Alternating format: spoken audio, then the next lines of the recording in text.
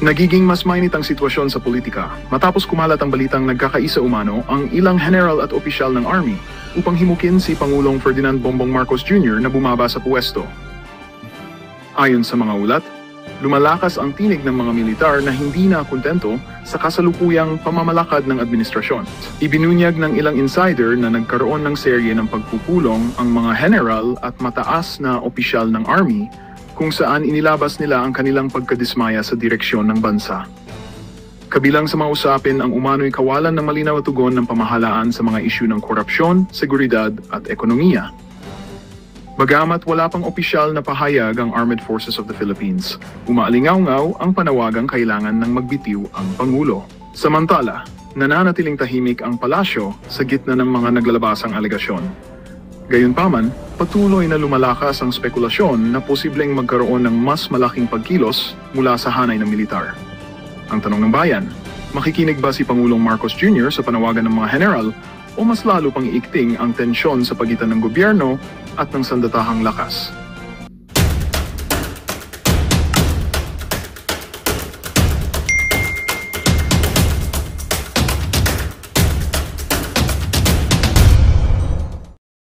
Ulitin natin, nung ako ay nagsimulang magkuda-kuda dahil sa nakita kong kababuyan ni Lisa Ahas Marcos, hindi ako nagdalawang, nag-contemplate muna ako. But again, dahil pinanindigan ko na dapat mawala na sa lipunan ang buwaka ng inang Ahas at Marcos Jr. na pahirap sa taong bayan. Kaya ako ay nagsalita, mga palangga. So doon sa rally, umattend po kayo, makinig kayo. Ramdam na ramdam. Mamaya, magpapadala ulit tayo ng isang truck na tubig at tinapay. Dahil yung mga palangga ko dito sa Southern California, even natin Southern California, may nag-message kanina sa akin na magiging part siya ng ating drive, kumbaga para magbahagi ng tubig. Okay, gusto ko lang pasalamatan. Actually, si Ma'am Jen Summers, okay, from Chicago. Gusto ko lang siya pasalamatan. KOJC members po siya. O KOJC member ang family niya. So, alam niyo mga kababayan, sabi ko nga, kailangan natin magbigkis. Hindi kakayanin ng isang tao, dalawang tao, ng Davao o ng Cebu lang. Kailangan nating lahat. Kasi umiikot na yung tumbong ni buwaka ng inang Kuting at ni Lisa Marcos. Di ba? Kung dati, isa pa lang ako, noong 2022, na gusto nilang i-discredit at gusto nilang sirain, ako pa lang yun. Kami pa lang nila Pebbles, Kunanan. Dalawa kami. Pero, ang target talaga, number 1 ako tinarget, gusto nilang patahimikin, di ba? Ako pa lang, umaray na sila. Umaray na mga putang ina, di ba? How much more? Kasama ko na kayo, ang dami-dami natin. How much more kasama na natin ang Pangulong Duterte? Kasama na natin ang KOJC. Kasama na natin ang lahat ng OFW ngayon na isa sa pinakaunang biniktima ni Liza Marcos na nung sila ay nanalo, ay kinat nila ang line from OFW papunta sa gobyerno. Kaya sabi ko kanina, alam mo, tulo-tulo, na emotional na naman ako habang pinapakinggan ko ang mga speakers. Kasi sabi ko, nagbunga. Di ba? Nagbunga yung nga bills natin dito. Na sinabi nga ninyo at na iba nating mga kaibigan na baka kuyugin ako ng 31 million na bumoto kay Kuting, pero alam naman natin na hindi 31 million ang bumoto kay Kuting, kundi tinulungan ng Smartmatic at nakalagay yan sa signed affidavit ni Attorney Glenn Chong. Ngayon, mga palangga, kahapon, in-expose natin sa inyo na pinalitan ang mga ordinary security guards, tinanggalan ng trabaho, magugutom ang kanilang pamilya dahil tinanggal sila ni Lisa Putang Ina Marcos. Yun ang pangalan niyan. Okay? At Kuting Pulboronic Bangag na Bangag Jr. Okay? Kuting Jr. Marcos. Ngayon, ang lagi nating panawagan, mga kapalangga, sa men and women in uniform, Wag na wag niyong kantiin ang mga taong bayan at alam kong hindi niyo gagawin yan. Wag ninyong sundin ang utos ni Lisa na pumatay kayo ng Pilipino. Wag ninyong sundin ang utos ni Marcos Jr. na pagbabarilin pag dumating yung panahon na yan. Na pagbabangbangin ang mga peaceful prayer rallies. Yan ang panawagan ko kasi nanonood kayo sa akin. Alam ko, ang iba sa inyo, puting ahas ko. Pero hindi po ako nagagalit sa inyo. Nagpapasalamat ako sa inyo. Sundin ninyo ang puso ninyo na huwag kayong sumunod sa utos ni Lisa Araneta Marcos na kitilin ang buhay ng Pilipino. Kung mayroon man kayong sundin, pabalik sa kanila, hindi papunta sa taong bayan. Huwag ninyong subukan ang Pilipino. Huwag ninyong subukan ang boses naming lahat. Okay? Ngayon, ang mga buwaka ng inang binayaran ni Lisa, ang mga smuggler na kasabwat, ang mga trolls, ang mga oligarkong mga buwaka ng inang sumisira sa buhay ninyo. Panahon na para lumabas kayo lahat ng bahay ninyo at magsalita. Mga kababayan, ubos na ang pasensya ng Pilipino. Kung ako ay nagtiis, sinalo ang lahat ng mga death threats ng buwaka ng inang Marcos Jr. simula noong 2022, 2024 ng 2 taon and I'm still here. Kayo magsisimula pa lang at sasamahan ko kayo. Andito lang naman ako. Andyan lang naman ang KOJC. Andyan lang naman ang ating mga palangga, ang ating mga OFW. Kailangan yung tumapang. Hi, Felicidad Nash. Renan Superlight, thank you. Kailangan yung tumapang. Yung Polvoron video ilalabas na sooner. Sabi ni Sandra Cam, sabi ni Guy Snyder, I told you. Nasa tamang panahon ang lahat. At kung kailan ang panahon, malapit na. Kaya nga nag-change of security guards. Not really change. Pinalitan. Tinanggal ang mga security guards sa Malacanang. Dahil gusto ni Marcos Jr. at ni Lisa na saktan kayo. Hindi lang economically, kundi saktan kayo physically. At hindi yan nahayaan ng milyon-milyong Pilipino. At hindi yan nahayaan ng ating mga puting ahas sa loob ng Malacanang na nakikita mismo ang kababuyan, kajotahan, kabangagan, kapulburonan ni Marcos Jr. at ni Lisa Ahas Marcos na pinakamasamang babae sa balat ng lupa, pinakademonyo, pinakajutang ginemis, pinakaganid, pinakasalot, lahat na, pinakabutod, name it. Mga kababayan. Alauna ng hapon dito sa amin, mga palangga, doon sa nagtatanong. Okay? Pantin, Mayet. So, mga OFW, kailangan ninyong magsalita. Mag-gather kayo. I-gather ninyo sa mga parties ninyo, like pag weekend, kailangan marinig ang boses ninyo. Ano panluloko sa atin ni Marcos? Actually, doon pa lang, nung nanalo pa lang siya palangga, nanalo sa Sapandorobo, nagsalita na mismo, ito, ang kanyang pinsan, na si Kiyon, di ba?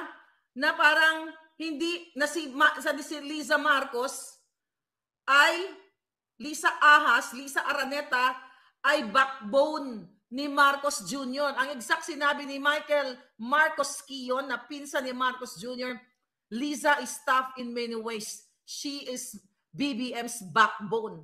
Tough talaga yan si Lisa kasi ang kanyang balat, okay, ay Koreanot, ang kanyang balat ay what? Plastic. Okay? Ang kanyang balat ay makunat. Kaya siya tough. Di ba? Tough sa pandorobo. Tough sa pagsisinungaling. Okay? Tough sa pagnanakaw. Kaya wala siyang pakialam kahit nakikita na ng taong bayan ang pinapanalo niya sa loto. Tough talaga yan. So, ang mismong sinabi ng pinsan na si Lisa Ahas ay backbone ni Kuting. So, ibig sabihin, panahon na para sipain si Kuting kasi wala siyang backbone.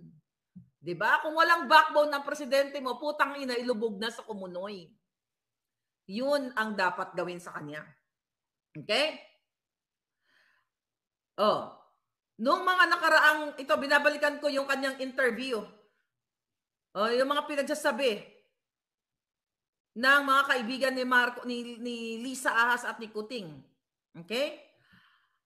I don't think Marcos Jr. or Marcos makes any decision without talking to the wife. Okay? Manila lawyer pa lang nagsabi nun. Whoever, I forgot the name of the lawyer.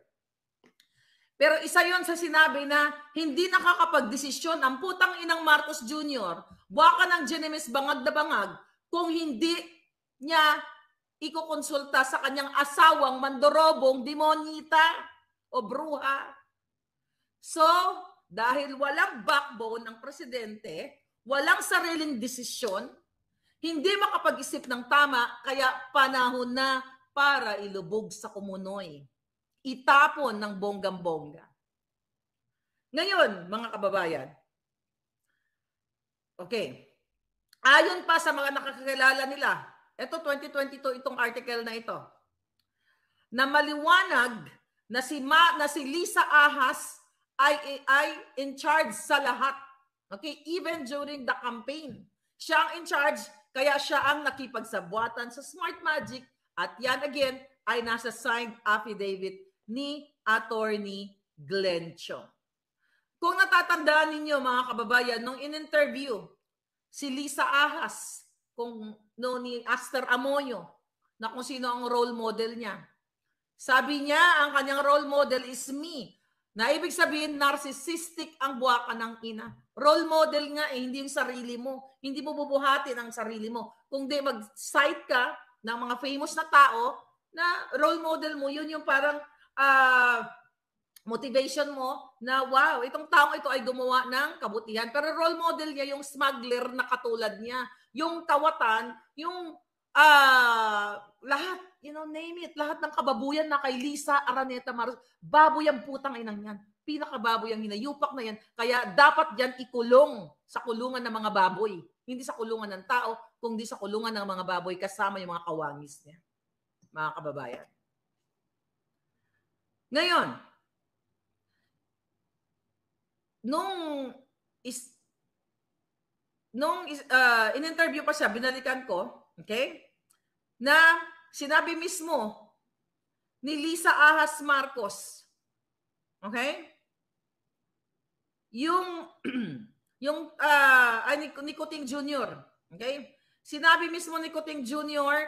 noong time na nasa New York sila, babalikan lang natin yon. Nanonood sila ng show. Wala silang ticket, di ba?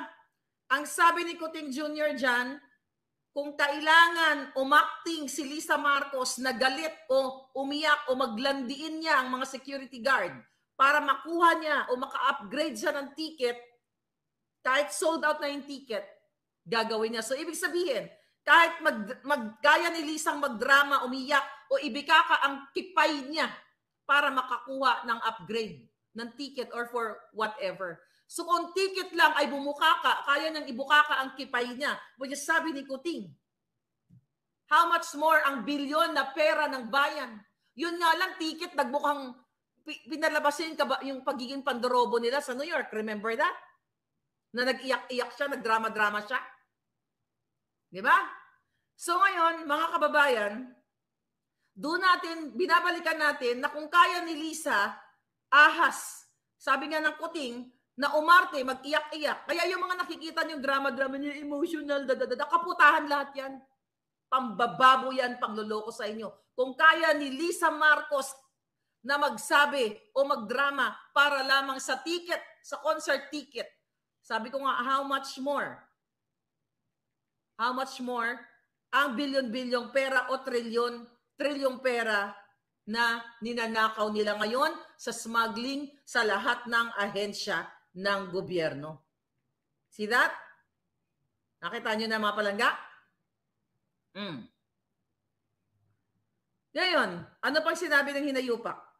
Tignan ko lang itong mga nakaraan niyang pinagnangata dito. Okay.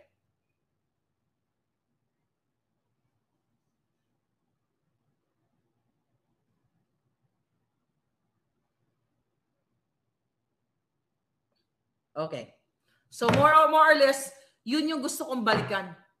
Tanggalin na ang puting at bangag. Bangag, resign. Hindi ka mag-resign, kakalad ka rin natin. Sindikato, thank you. Dito si Sindikato. Si Sindikato nandito. Okay? Mga sindikato talaga.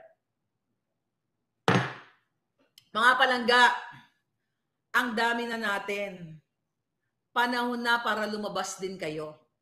Ang sa akin lang, sabi ko nga, nung nagsimula tayong i-booking sa inyo ang kahayupan ni Lisa Marcos, ang pagtatalaga niya sa kanyang mga kamag-anak sa iba't ibang posisyon ng gobyerno, ang pagpasweldo niya sa kanyang mga kamag-anak kahit hindi nagtatrabaho, ang pagnanakaw lahat, bawat galaw nila ay binababoy kayo. Kung papayagan ninyo at magtanga-tangahan ang iba sa inyo, lalo yung mga trolls na bayad, kawawa tayong lahat. Kawawa lalo na kayong lahat. Kaya tumapang na kayo ng gusto. Kasi, ulit-ulitin ko, eto tayo sa Pilipinas, masyado tayong nababahag ang buntot. Kasi ang binabangga natin ay mga taong gobyerno na kaya tayong sikilin, kaya tayong gurgurin. Pero hindi na sa panahon ngayon. Nakita nyo na ang isang tao, ang isang maharlika na hindi inalintana na gurgurin na mga buwaka ng ina na dati nila akong supporter, na dati nila akong nakadinner, nandun ako sa Nagis and everything. Pero nagsalita, mga palang hindi natakot. Kahit wala akong armas at di ko naman kailangan yan. Wala akong pera, alindog lang at lakas ng loob, mga kababayan. So, anong ibig sabihin nito? Ang dami-dami na, hindi lang 100, libo-libo. Panahon na para magbigkis-bigkis tayo. Sabi ko nga kanina, kung sila ay umikot ang kanilang tumbong at gumawa sila ng naghanap sila ng mga tao para kumbinsihin ako, para itigil ang bunganga ko, na willing magbayad sa akin, name your price, name anong favor na gusto ko. Tinurn down ko lahat. Sila ay what? Na alarma sa mga expose ko. Lahat ng expose natin dito, mga palangga. How much more? Ibig sabihin, you have to join now. Kasi ang dami ng matatapang. Kailangan lang may magsimula ng tapang. Dahil alam ko matatapang kayo lahat. Kaya lang medyo natatakot dahil hawak tayo ng sindikato. Ang gobyerno natin hawak ng sindikato. Pero kung tayo ay parang mga walis tingting na magbungkos, mga palangga, kahit sila ay ano pa ang power nila, kaya natin silang walisin ng bonggang-bongga. Yan ang lagi ninyong tanim sa inyong mga isipan. Wala na pala. Okay. So, ano pa ba ang mga issue na dapat magising kayo? Lahat ng pagnanakaw nandiyan dyan. Magsimula again sa presyo ng bigas, sa presyo ng mga bilihin, na hindi yun na kayang bilhin. Dahil sa what? Dahil sa smuggling. Diba? Ang mga pagpapahirap sa mga maliliit na negosyo, paggigipit ng Bureau of Internal Revenue na kasabwat din ni Lisa na ang inupo nila dyan, kasama nila sa kanilang mga pulboronic session. Ang asawa ng taga-BIR ay putatsing din. Okay? Na nagbiga-biga din dyan na kapag nalalasing ay kumakandong sa kung kani-kaninong mga lalaki na sila lang. Meron na mga expose dyan, even si Pastor, di ba? May mga orgy-orgy dyan. May mga swingers sa Malacanang. The heck? Si Pastor pinagbintangan na rapist o kung ano-ano man. Ay, kang putang inang kuting. Di ba? Binuntis niya ang kanyang sariling dugo. Oh, naalala niyo expose natin? Di ba, kuting, tang ina, bangag na bangag ka. Sino ang rapist ngayon? Si Pastor o ikaw? O incest? Sige nga, mga kababayan, sino? Ayan, may bunga. Pinalabas nila kamag-anak nila. Oh, I challenge them. I-DNA yung anak niya. Anak niya sa pinsan niya. Diba? Bangag na bangag ka nun, kuting. Sarili mong dugo, chinukchak mo. Tapos pagbintangan nyo sa using virus, pagbintangan nyo na si Pastor ay ganito. I mean, you know what? You can accuse Pastor o whoever, pero dinggin ng patas sa tamang korte. Ikaw, kuting. Sige nga, para sa patas na pagtingin at gusto mong patunayan, gusto mong patunayan sa taong bayan, Kuting, na ikaw ay malinis? Number 1. Okay, number 1. Ang hamon ko sa'yo, kung may hamon si Pastor Quiboloy, magpa-drug test ka, magpa-pulburon test ka. Okay? Nang transparent. Number 2, ipa-DNA mo. Okay? Ang anak mo sa pinsan mo para sa pangkalahatan, malinawan ng taong bayan kung si Maharlika ba ay nagsasabi ng totoo. Ipa-DNA mo dahil bangag na bangag ka sa pulburon. Ayon yan sa ating puting ahas. O, ngayon, akusahan nyo. Yan si Lisa Marcos Kuting. Butod. May anak yan. Okay, na pag tinanong mo siya sa una, kay Puno ng Mangga, remember that? You accused, excuse me, Pastor Quiboloy sa lahat ng mga kalaswaan. Ikaw, Lisa. Ha? Di ba? Sa Good Shepherd, nung na-jontis ka, inalagaan ka ng mga madre, asan na anak mo? Sinakal mo? O itinapon mo? Sino? Putang ina nyo. Kung makaakusa kayo sa lahat, kay pastor na siya nang masama, naghahasa ng ganito. Yes, mga kababayan, kung hindi nyo pa napanood, balikan nyo sa mga video ko.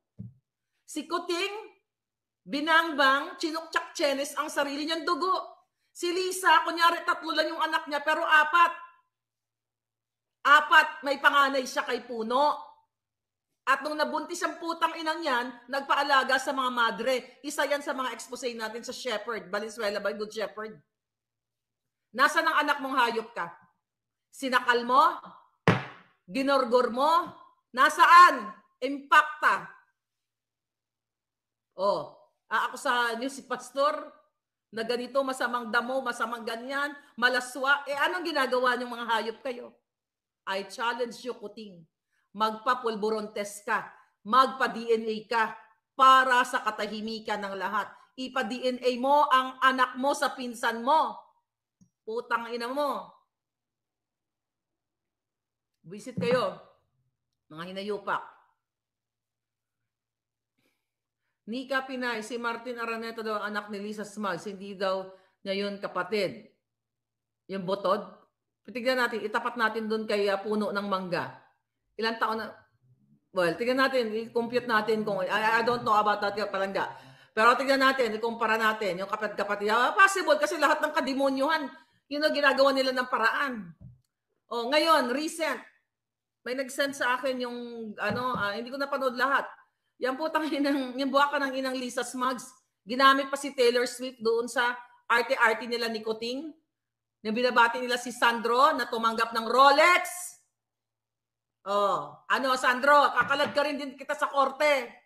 Gusto mo kaladgaran tayo? Kakalad ka rin tambuaka ng ina ka. Hindi ka pa natuwa, hindi ka pa nakontento pala sa pagiging pagnanakaw nyo sa bayan. Tumanggap ka pa ng Rolex, tang-ina ka. Suga pa. Sa Ilonggo, ang tawag dyan manintimos. Kahit 5, hindi nyo pinapatawad, mga hinayupak kayo. Diba? Martin Araneta, panganay ni Lisa Tanas. Ilang taon na ba yung hayop na yun? Hindi pa nakarating sa, tatanong natin yung puting ahas natin. Kasi pag tinatanong niya si Lisa kung nasaan yung anak niya, ang sagot niya, hisgan. Tangina ka, malinis kang hayop ka. At karapatan ng taong bayan dahil kayo ay nasa gobyerno. Gumagastos kayo ng pera ng bayan at nagnanakaw kayo na ipaliwanag sa taong bayan kung sino at ano o gaano kayo kademonyo. Mga yawa mo. Jojo, hi, si Sandra Cam kagabi nagmura sa galit. Ako everyday. Binibreakfast ko yung mura, di ba? Pinapa-breakfast ko sa kanila. Ipa-DNA si Michael Ma dahil kamukha ni Smugs, sabi ni Orchid. Possibly. Ang anak ni Smugs ay si Michael Ma. No, we don't know. Pwede, kahawig niya. Anything is possible, mga palangga. Sa ginagawa nila. Ipa-DNA lahat. Ito mga hayop na to. Ayaw niyong tigilan si pastor. Ayaw niyong tigilan. Okay? Ang religious leader. Diba? Ayaw niyong dalhin sa proper court. Pero gusto niyong litisin yan. Kasi ang intensyon ay Magandang balita ang hatid namin sa inyo ngayong araw. Sa pagtatapos ng aming balitaan, nagbigay kami ng mga mahalagang impormasyon. Maraming salamat sa pagtutok at pagsuporta sa aming programa. Huwag kalimutang manatili sa mga susunod na araw para sa mga bagong balita at mga kwento na dapat nating abangan. Mula sa Boses ng Masa, magandang araw Pilipinas!